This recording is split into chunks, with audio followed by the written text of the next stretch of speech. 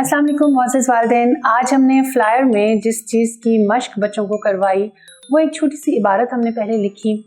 उस इबारत को हमने बच्चों से ये कहा कि आपने बहुत गौर से इसको सुनना है, पढ़ें भी गौर से।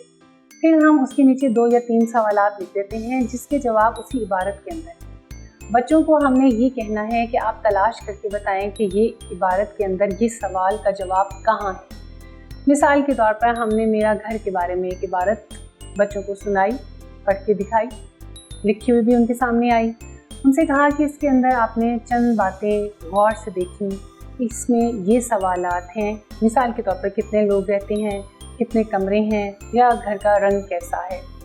ये सवाल का जवाब इबारत के अंदर ही मौजूद है। बच्चा वो अपने हिसाब से उसका जवाब देगा और ऑप्शन के तौर पर या हम उनको आसानी के तौर पर ये कर सकते हैं कि घर में कितने अफराद रहते हैं, हम तादाद लिखते हैं 3, 4, 5, 6, 7, 8, उसमें से जो दुरुस्त होगा वो फिर दायरा लगा दें। इसी तरह से जब घर का रंग क्या है तो हम कोई भी 3 उनको तजावीज़ दे दें। मिसाल के तौर पर हम 2-3 बातें लिखते हैं कि घर का रंग सफ़ेद है, भूरा है, नीला है, पीला है। उसमें जो घर का रंग उस इबारत में लिखा होगा वो उसके मुताबिक उसको दायरा लगा दें।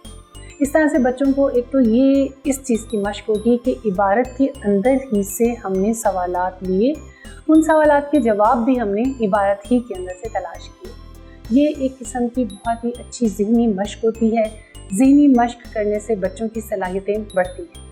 हमारी ये छोटी सी वीडियो उम्मीद है कि आपको बहुत पसंद आई होगी। इंशाल्लाह ताला आपके साथ फिर मुलाकात होगी अगली वीडियो अगले सबक के साथ। तब तक के लिए अल्लाह हाफ़िज़।